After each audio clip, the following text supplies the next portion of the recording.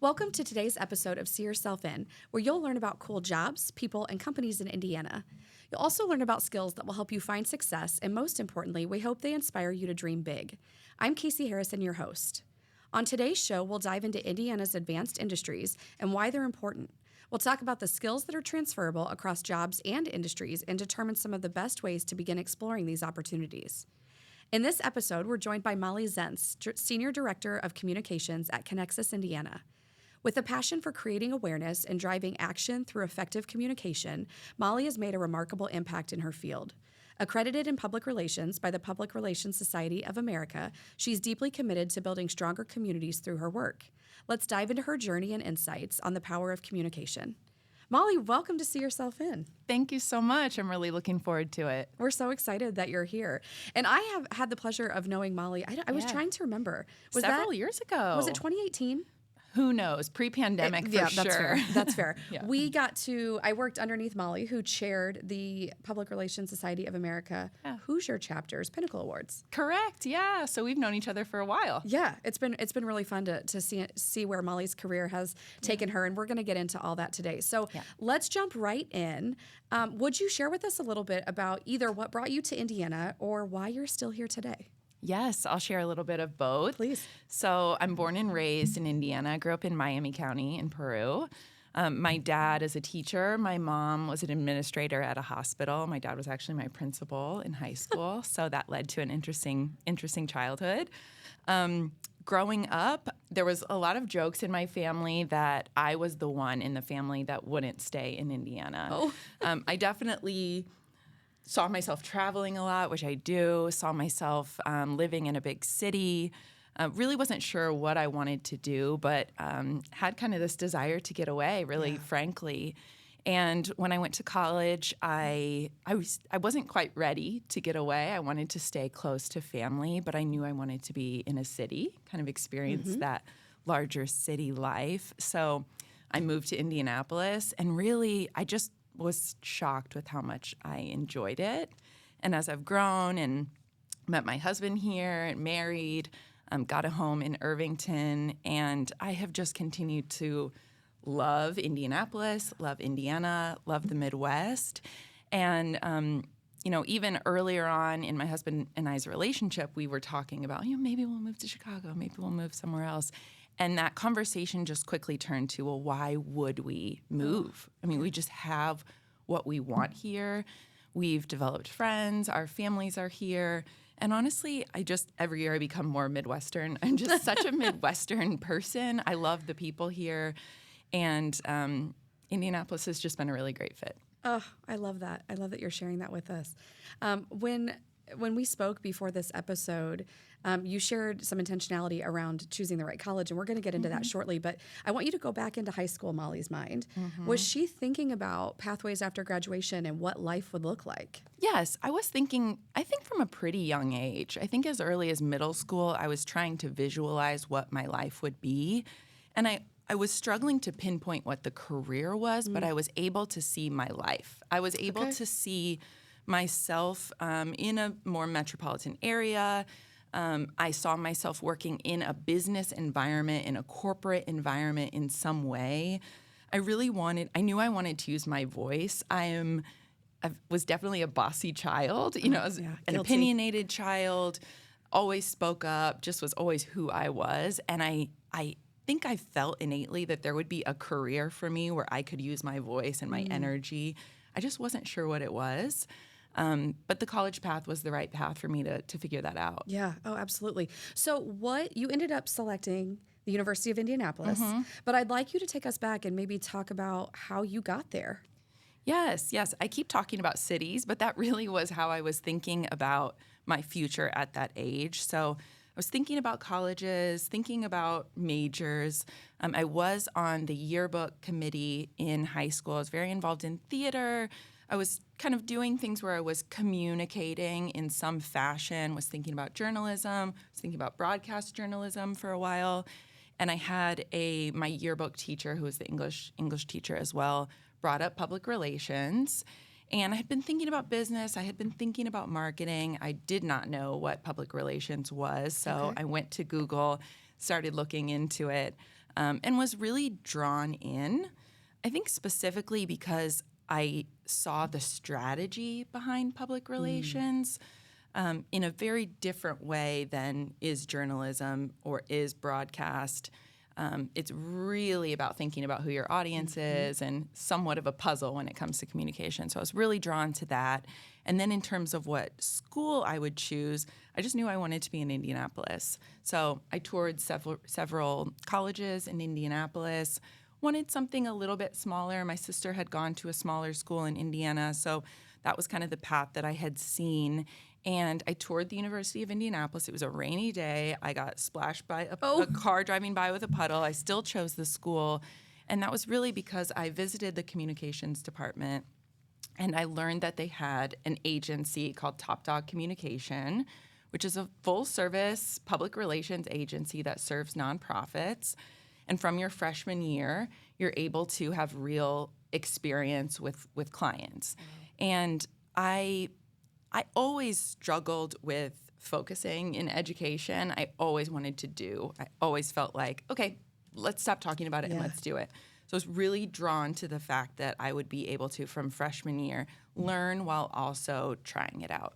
Yeah, that's such an important distinction, and I'm really glad you illustrated that because a lot of people listening are thinking, yeah, college is a great idea, but it's a lot of time and it's a lot of money, and it's really important for some of our listeners to have opportunities to be working and doing and getting that experiential piece of it. So it sounds like what you're explaining is you got to do both. I did get to do both, and part of the reason for being in Indianapolis is I wanted to do internships and I wanted to have job experiences because I really wanted to try out the job. And so I was able to pair that internship experience with that agency experience. And for me, it gave me a lot of confidence coming out of college. I had sat in front of a client, asked them what their goals were, identified, projects that we would implement, led a team of folks by my senior year who were implementing those projects, reporting back to the client. I truly felt like by the time I was 22 years old, 23 years old, and applying for my first real job, I had real world experience to talk about. Oh my gosh, that's such a beautiful competitive advantage. That's wonderful. Yeah. So today you work as the Senior Director of Communications with Connexus Indiana. And if Connexus sounds familiar to those of you listening, it's because the first episode of See Yourself In actually featured Ryan Henderson, who is on your team. Yeah. So for those who maybe haven't heard that episode or are new to Indiana, could you tell us just a bit about what Connexus is and does? Absolutely. So Connexus Indiana has one sole focus. It's growing the manufacturing and logistics industries in Indiana. So we have a lot of programs, a lot of things that we do. That's specifically what we're focused on. If you don't know really what manufacturing and logistics is, it's making things and moving things. We make a lot of stuff in Indiana. In fact, we are the most manufacturing intensive state in the nation. And so we make things and we have to make sure that they get to that end user. So that logistics industry is making sure that it gets there. We focus on kind of two main problems that we're trying to solve. We're trying to help small to medium-sized manufacturers adopt new technology to be more productive. And we're also trying to help them solve their workforce challenges. So manufacturing does have a hard time getting the amount of people that they need because they're large entities trying to hire a lot of folks. So we're trying to train the right people. We're trying to make sure people know what opportunities are available in manufacturing and logistics, and just trying to help that industry grow. Yeah. Well, and I'm going to pull out some data points that I think are important before we dive deeper into this piece of the conversation. But so Connexus's role is really to position the Hoosier State as the best place for manufacturing and logistics industries. And so some of the numbers that we currently report is that this industry accounts for $444 billion in economic impact. It's a lot. It's over 30% of Indiana's GDP. Oh my gosh. So it really is the economic backbone of Indiana. Oh my gosh. Well, and talk about not just Indiana, because it sounds like we're moving, as of 2023, 724 billion tons of freight through our state around the world. Absolutely. Yeah, and both industries combined employ more than 700,000 people in the state. that's what I want to noodle into next, because that's not necessarily people that are working in factories or people that are out on the Absolutely. road, right? And so Absolutely. before we maybe go there, talk to us a little bit about what a senior director of communications does in this industry. Yes. So my job as someone who works at a nonprofit supporting these industries is similar, but a little different than what someone who would be in communications or marketing would be doing at one of these manufacturing or logistics companies. What I do every day is really support the work of my coworkers. So my coworkers are doing, running impactful programs, releasing reports. It's my job to make sure that people see those. It's my job to make sure that people come to our events, that they know what the industry is doing. So it's my job to get people's attention and to kind of pull people into the fold.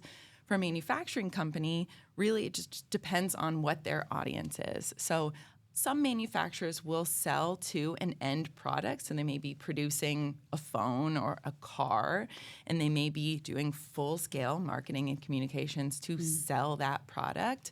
But actually, a lot of manufacturing companies in Indiana are making a piece of a car or a piece of a phone. That's one thing that I've just been really shocked with as I've toured different manufacturing plants is how much goes into every little thing that we use on a daily basis. And so those folks are maybe trying to, communicate with potential other manufacturers to use that piece. So it just depends, but it's a lot of multimedia, creative communication. Some people are doing internal, employee communication or stakeholder communication. So it's very diverse career. Yeah. Well, and it's also, the other piece of that is we're at the forefront of the digital revolution in these industries. And I think that's an important piece of it too is, you're talking about what you do and how you serve from a communication standpoint, but everything about these industries has been innovated because of technology. Absolutely. We call it at Connexus Industry 4.0. Some people call it smart manufacturing or modern manufacturing. That's probably been the single most surprising thing for me in touring manufacturing plants and also seeing the way that our logistics companies are working. These are high-tech facilities. They are using collaborative robots, which we call robots, lots of sensor technologies. Listen to Ryan's episode to hear all the intricacies of the technology, because that's where I will definitely say the wrong thing.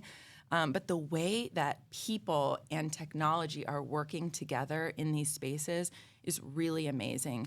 And a lot of it is really to help take away the manual work that people don't want to do anymore. So most manufacturing companies are upskilling their employees who maybe previously were, doing something fairly repetitive. Well, the robot is doing that work now, but that person is still there. They are working with the robot and learning new ways to engage with the technology. One thing that we have a program called the Manufacturing Readiness Grants Program, where we, through the IEDC, give money to small businesses to adopt new technologies. And what we've found is that with the adoption of new technologies, they actually are growing the amount of people that they need and hiring people. So often the idea of robotics or technology, especially in a manufacturing space, gets people thinking about a reduction in jobs. But really, people have to work with this technology. They have to program it. And it's more interesting work. So that's going to be the future. Well, and while the technology may make us more efficient, we often need someone hands-on to be able to evaluate, to your point, and make sure we are, right? Yeah. Okay, so positioned that. Thank you for the context. But I want to move in now to some of the programs you're leading, because I hope that as our listeners are tuning into this episode, they're thinking, I didn't know any of this. And so we're demystifying the industry a little bit. But the next question is, how do they get plugged in?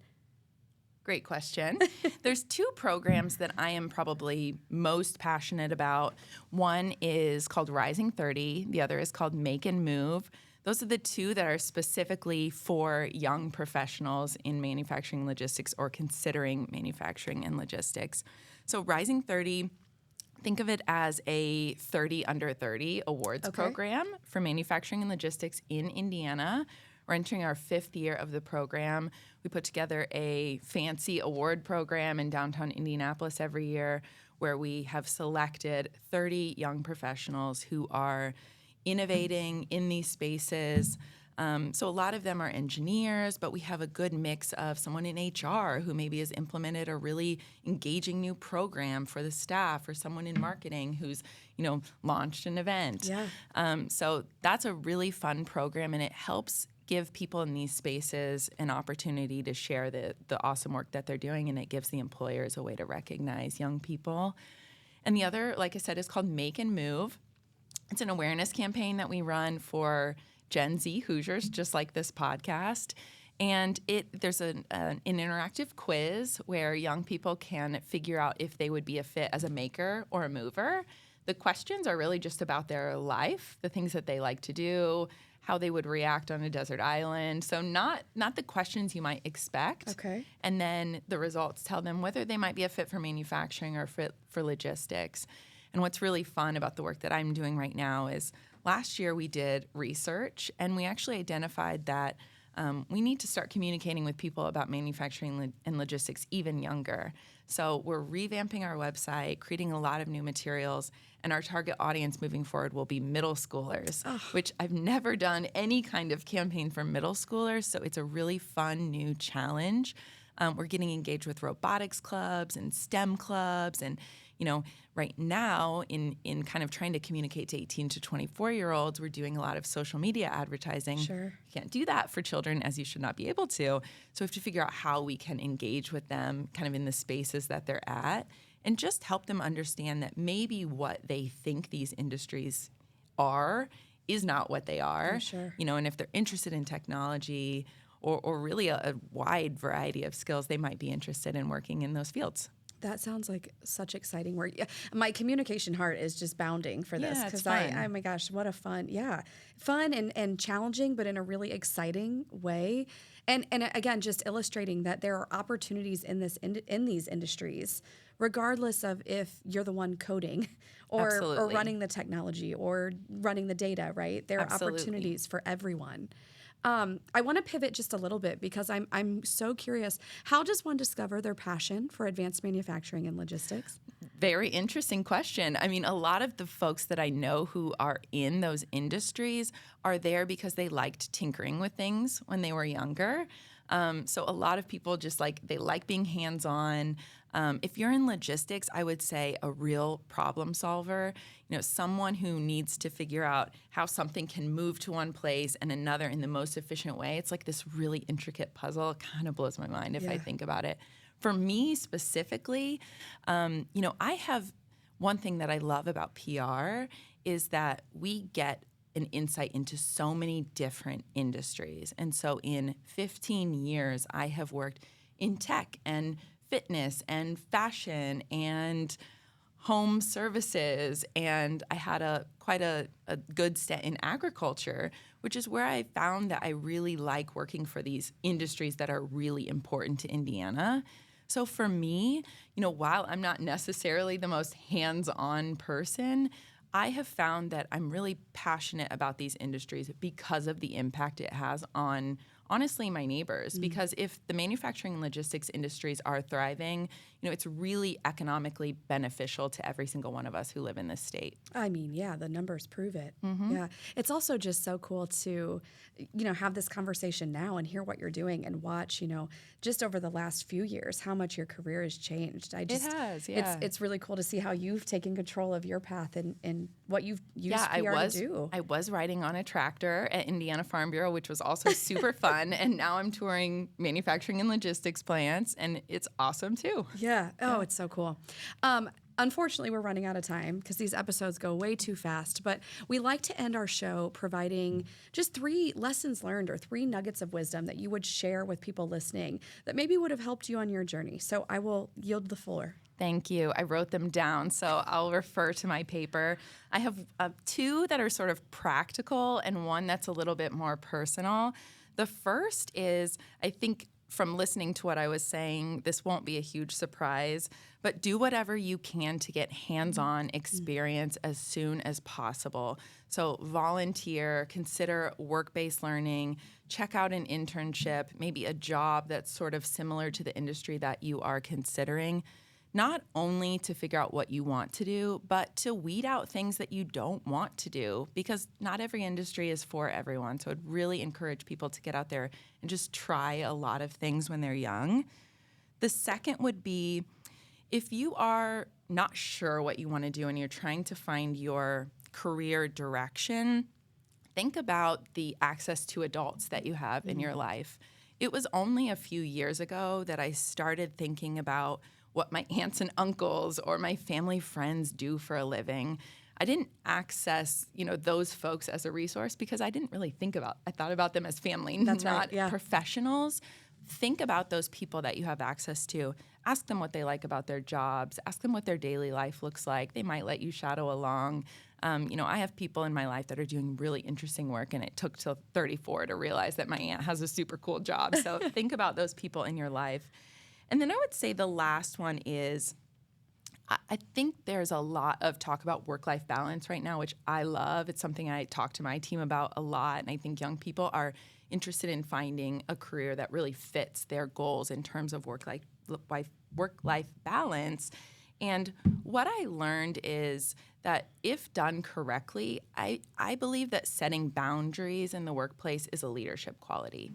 So I think people often think that if they are at their boss's beck and call, that is the way to advance in a career. But I think that from my experience, leaders value someone who respects themselves, who knows their priorities in life. And so setting boundaries can actually be something I think that lets you be viewed as a leader. So take your PTO, reserve those evenings and weekends for family and friends and hobbies or whatever you want to do. Yeah. Wonderful pieces of advice. Molly, thank you for joining us. Thank you. It was fun. Went so fast. It always does. We're so glad that you were able to join us today to learn about Indiana's advanced industries and how you can start or enhance your career journey. Until next time, we hope that you'll be able to see yourself in the unlimited opportunities in Indiana.